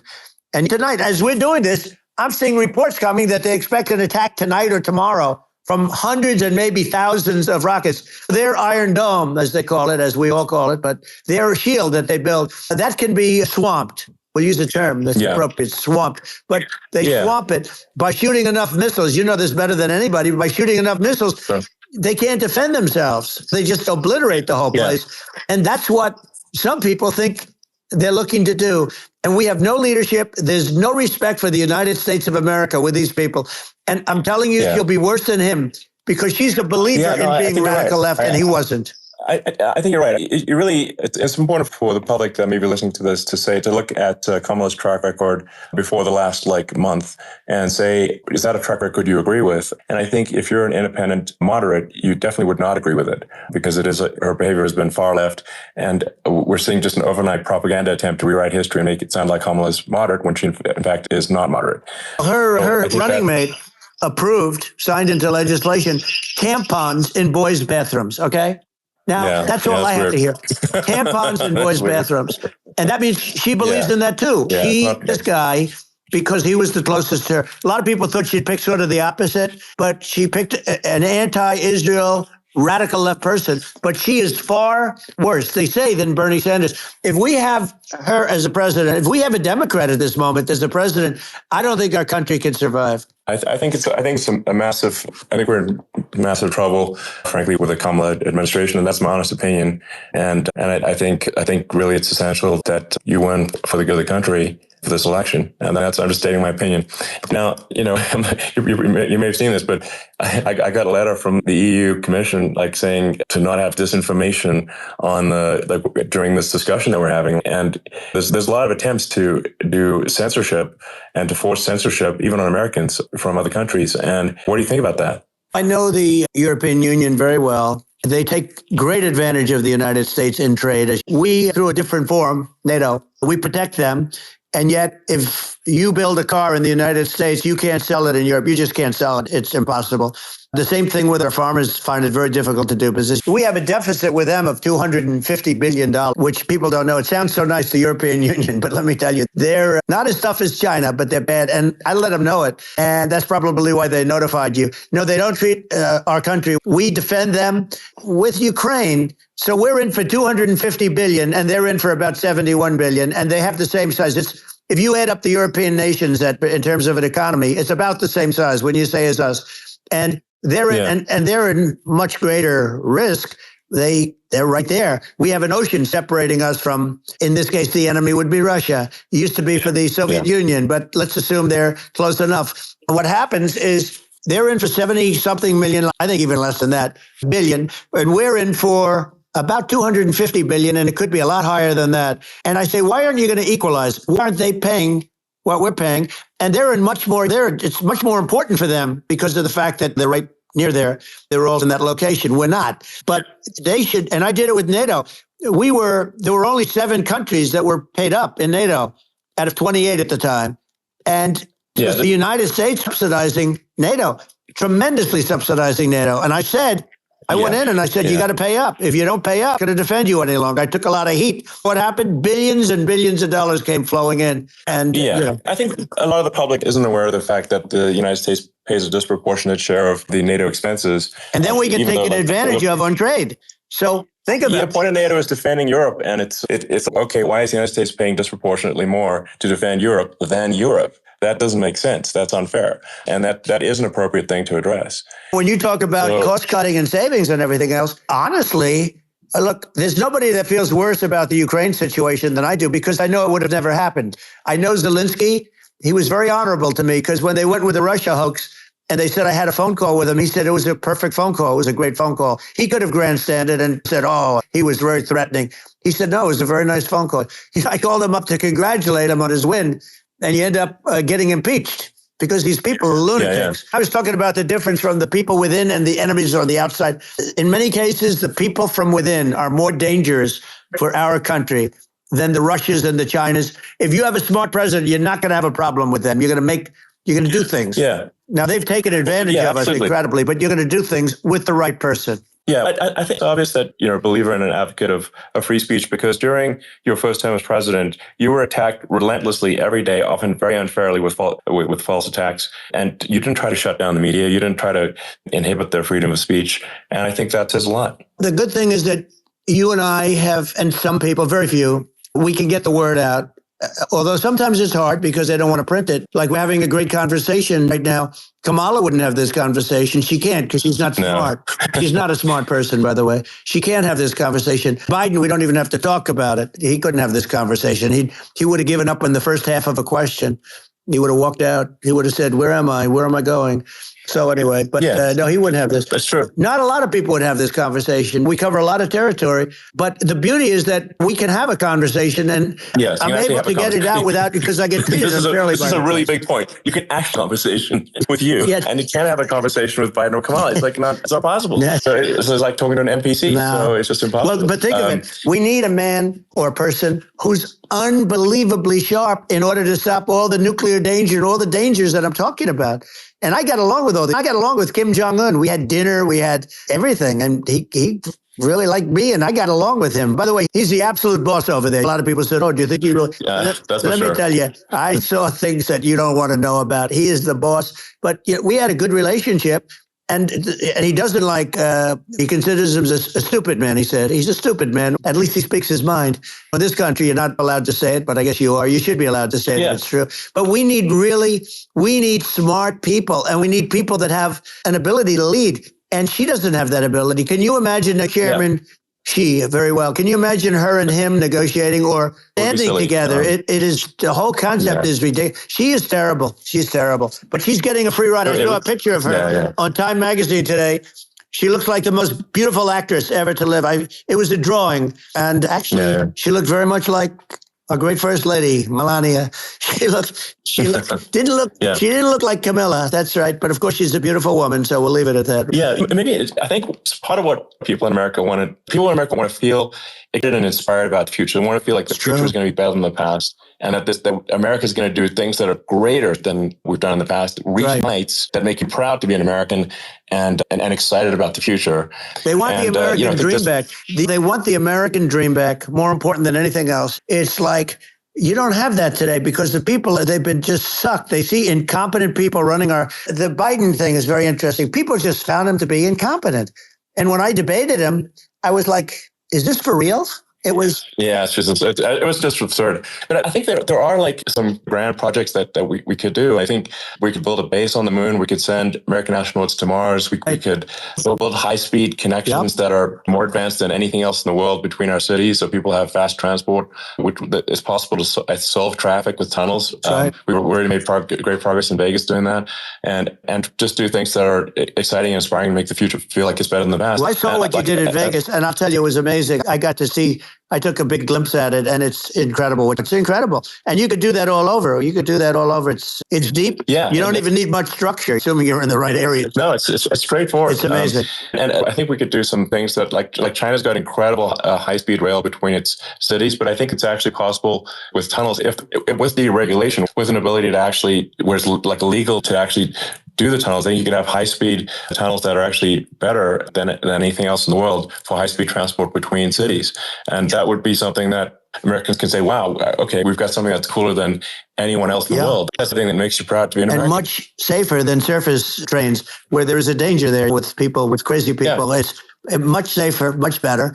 And it's sad because I've seen some of the greatest trains. I find it fascinating. And I've seen the systems and how they work, and the bullet trains, they call them. And they go unbelievably fast, unbelievably comfortable, with no problems. And we don't have anything like that in this country, not even close. And it doesn't make sense that we... Doesn't make sense. Yeah, and I think also there's hopping on the excess regulation, but I think something that I think people can generally understand is that what happens with laws and regulations is that there's more and more of them every year, and unless process to clean them up, eventually everything becomes illegal, right. and that actually it slows down the development of new technologies. If you take the sort of, I think there's room for some reform at the FDA for improving the speed with which we approve drugs that could help save lives and improve people's lives. And I worked very hard on that. We got that down to the lowest number ever.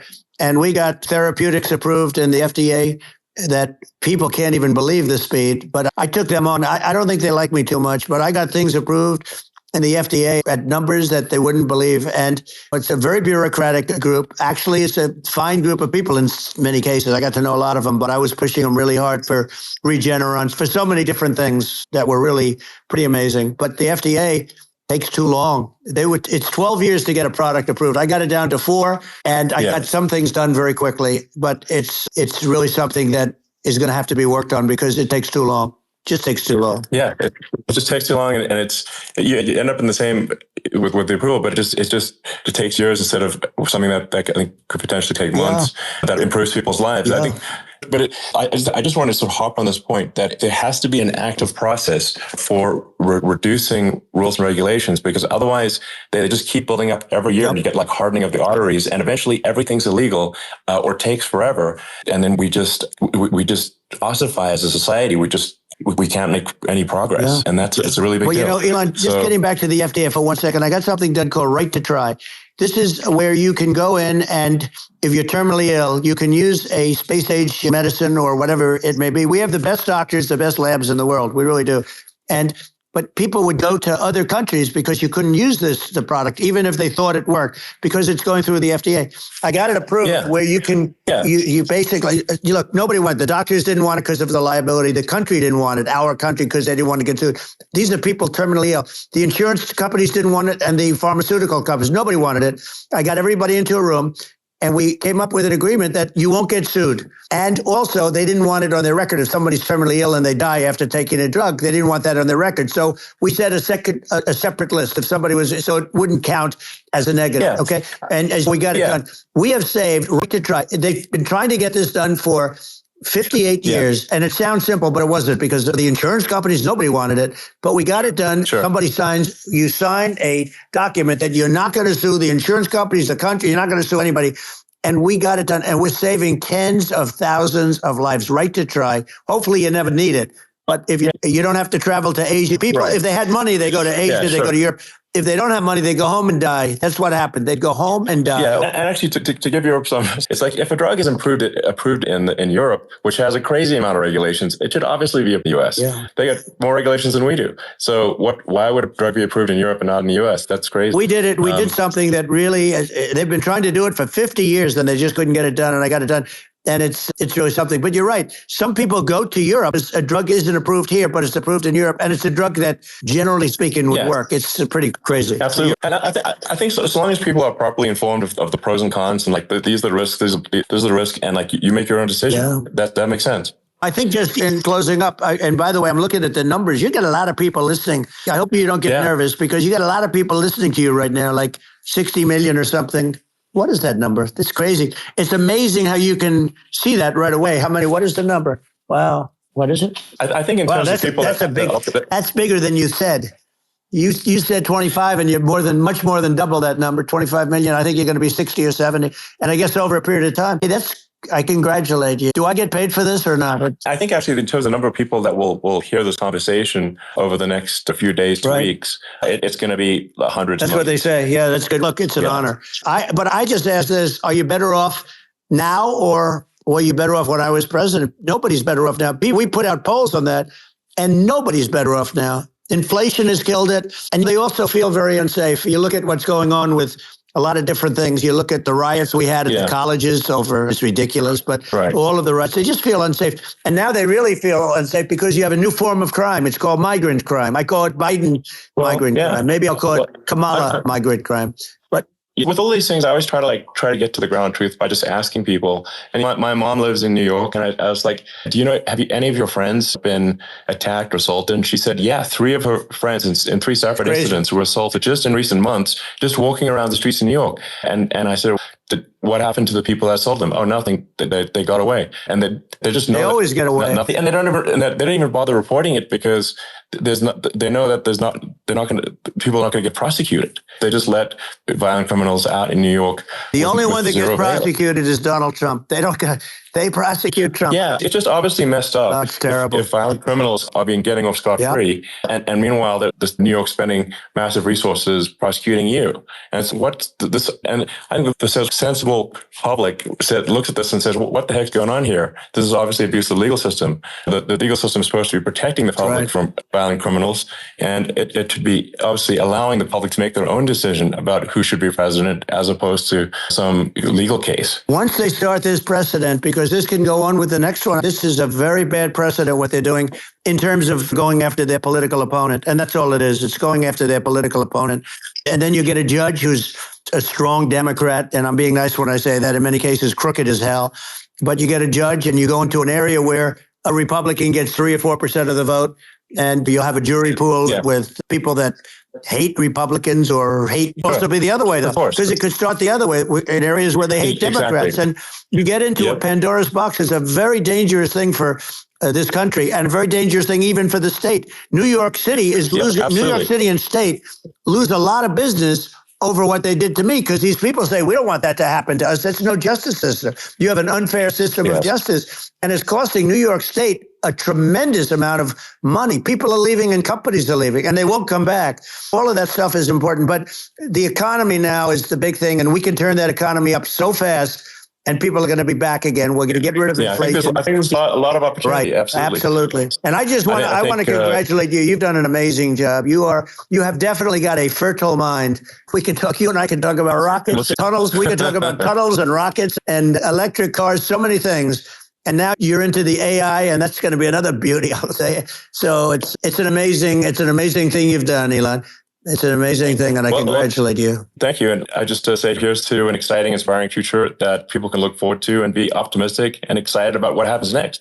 And that's the kind of future that I think you'll bring as president, and that's why I endorse you. I appreciate that. That endorsement meant a lot to me. Not all endorsements mean that much, to be honest. Your endorsement meant a lot. And we have a phrase, make America great again. It's pretty simple, but it really says that we want to make America great again. And we can do it. We can do it now.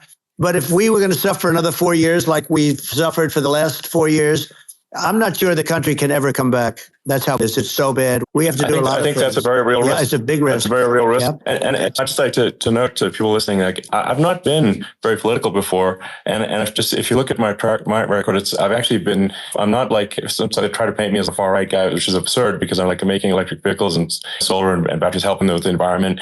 And I supported Obama. I stood in line for 6 hours to shake Obama's hand when he was running for president. And so it's not like I'm like some sort of dyed-in-the-wool long-term Republican. I call myself historically a moderate Democrat, but now I feel like we're really at a critical juncture for the country. And I think a lot of people thought the Biden administration would be a moderate administration, but it's not. And obviously, we were just going to send an even further left administration with Kamala. That's my honest opinion. Her dad is she was brought up her dad is a Marxist economist. You can Google it. We're not making this up. That's how she was brought up. And we want to have a future that is prosperous. And I think we're just at this critical juncture. And I think this is a case of America is going to at a fork in the road, and it's true. And I think it will take the path to, like, you are the path to prosperity, and I think Kamala is the opposite. Then that's my honest opinion. I'm gonna get attacked like crazy, and I've also experienced quite a bit of lawfare myself. But I'm just trying to tell people my honest opinion, and I've been really active in politics before, and I'm just trying to point out that my track record historically has been moderate, if not slightly left.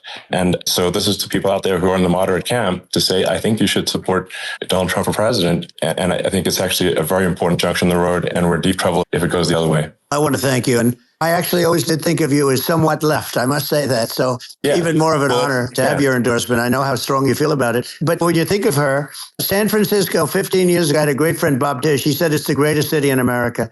And now it's almost not livable there. And California likewise. And she was involved in the destruction of San Francisco and the destruction of California.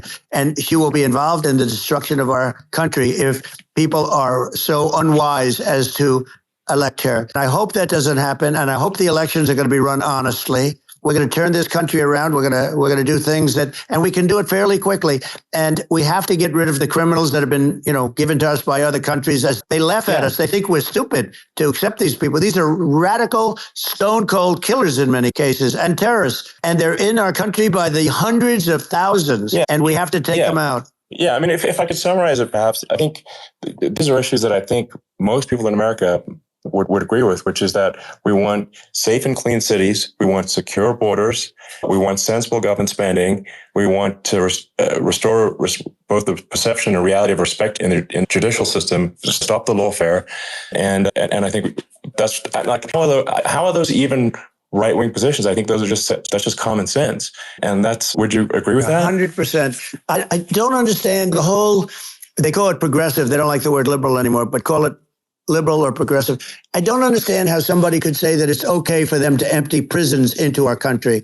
And again, I told you their crime rates all over the world are going way down, which makes sense. In fact, the next time what we'll do is if something happens with this election, which would be a horror show, we'll meet the next time in Venezuela because it'll be a far safer place to meet than our country. Okay, so you and I will go and we'll have a meeting and dinner in Venezuela because that's what's happening. Their crime rate's coming down and our crime rate's going through the roof. And it's so simple. And you haven't seen anything yet because these people have come into our country and they're just getting acclimated.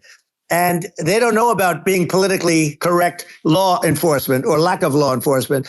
And our police, I have to just end with this. We have great police. We have great law enforcement, but they're not allowed to do their job. They have to be able to do their job without being destroyed. Absolutely. And it's obviously demoralizing if you're a police officer risking your life to arrest criminals who could kill you and do kill you sometimes. And then you arrest the violent criminal and then the DA doesn't prosecute and they just let the guy out. And why should a police officer risk their life to arrest a violent felon if nothing's going to happen? Even worse, they prosecute the police officer. They go after it and they prosecute the police officer and they take away his pension. They take away his job. He loses his family. He loses his house. I thought it was very telling, like incredibly telling, that when there was that case where a gang of thugs beat up police officers, I think it was in Times Square in New York, and then nothing happened to those guys. They were let out, zero bail, and I think a bunch of them were given free tickets to California. Why does that is a gross indignity against the United States, and this is insane. Have we lost all pride? How can such a thing be allowed to occur? I've never seen anything. We see where they get shot. It's a very dangerous profession, but it's something they're very proud of, and they want to be able to do their job. But I've seen them get shot. I've seen a lot of things, but I've never seen these guys are standing in the middle of a big street, everybody watching them, and they're literally boxing, like punching, stand-up fighting a police officer. There were two of them, and you had about six of these guys, and they're punching the hell out of them. And in their own country, they would be, if they did that, they'd be shot. They would be shot instantly. And they come to countries, and it's taking them a while to realize that we don't do that in the country. But in their own country, if they stood on a street and had a fight with a police officer, they would be shot. There's no political correctness. And it's such a sad, it's such a sad thing to see. And that's the reason you have crime, by the way, because we don't do anything about it. Yeah, we just cannot have a situation where our police officers are beaten up on camera by a gang of illegal immigrants, and then nothing happens to the guys that beat up the cops, and they're let out. This is unacceptable. Well, we're going to change it, and we're going to get them out of the country. When I first got involved, they said you couldn't get them back to these countries. You couldn't take them back. In the case of Guatemala, Honduras, El Salvador, some others, you couldn't get it back. And I said, really? Oh, you can't get it back? Because he couldn't get him back. They'd fly him in and they'd put planes on the runways in these countries so you couldn't land a plane. They'd bring him back. And the generals told me, sir, we can't bring him back. The countries won't accept MS-13 gang members. They won't accept them. And I said, really, how much do we pay these various countries in terms of economic aid, which is also somewhat ridiculous? And the answer was $750 million. I said, good. Tell them they're in default. They're delinquent. We're not paying them anymore because they won't accept it. And you know what happened? They all called me, every one of them. They said, We would be honored to take them back, sir. We would be honored. It was so easy. But it's one of those things. And we got them back. We took in so many. MS-13 is probably the worst gangs in the world. They're the most vicious, violent. We took them out of here by the thousands and got them out of here. And their countries took them back. And because I said, you're not getting any more economic aid. And once I said that, they were nice. They wouldn't take them back for Obama. They wouldn't take them back for anybody. And now we have a problem because we have this guy, and they don't take him back anymore with Biden because they don't respect him. So it's got to be done. We just can't have, whether they're citizens or not citizens, we can't have, because they won't prosecute citizens either. It's not just illegals. You can't have repeat violent offenders that don't get incarcerated. That's right. Because they will obviously, by definition, continue to people. And I think where part of this comes from is that I do consider myself liberal in some ways. It's just that you want to have empathy for people. Obviously, you want to have empathy for people. I totally agree with that. You want to have empathy, but you also have to have empathy for the victims of the criminals. And if you just have empathy for the criminals, it's actually shallow empathy. It's not real. You're not thinking. You're one layer deep empathy. You got to say, if you don't incarcerate this person, going to hurt, whether they might kill someone, they might rape someone. If you don't incarcerate them, you have to have empathy for the victims.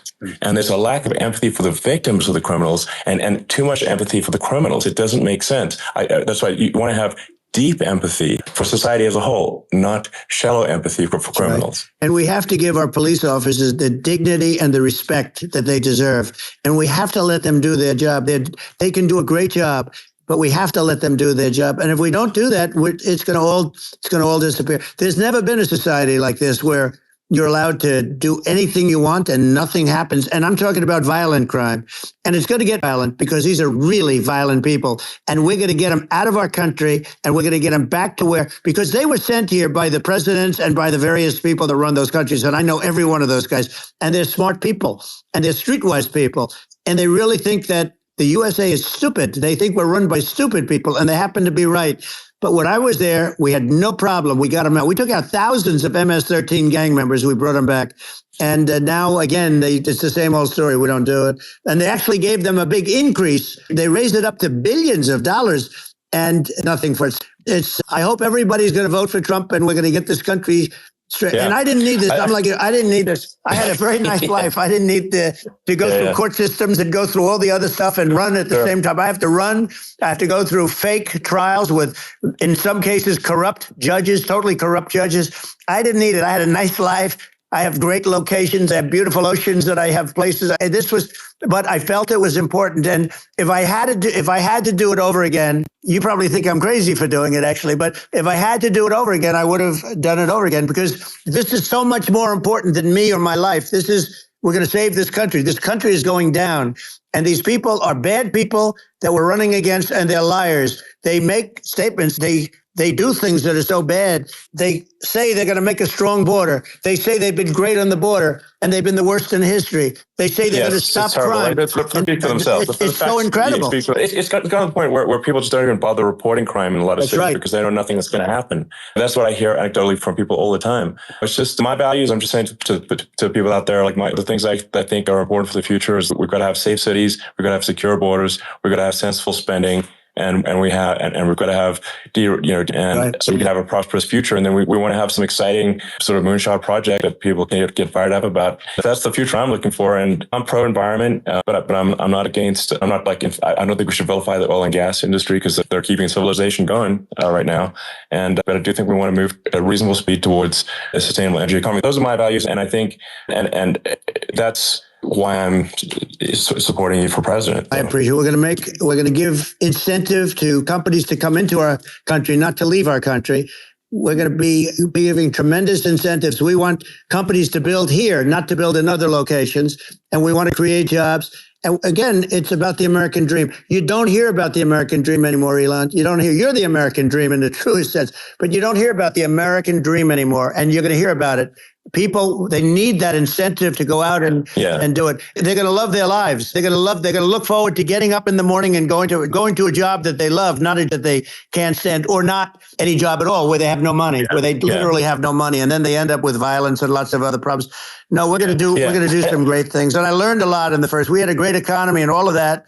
We rebuilt the military. We did so much. But I also learned the best people. I learned the good people, the smart people, the dumb people, the people that can do things, the people you learn. When I first came in, I tell people I was in Washington, D.C. only 17 times, according to the fake news media.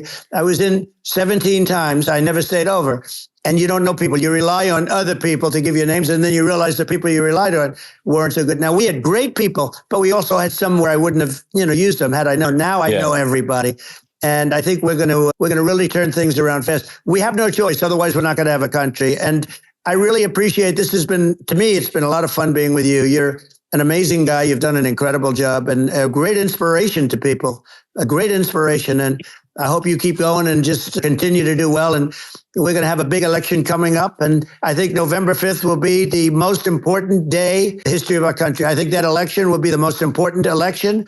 And I think it'll end up being maybe the most important day in the history of our country, because if we don't win, I just feel so sorry for everybody. No, I think we're at a fork in the road of destiny, of civilization.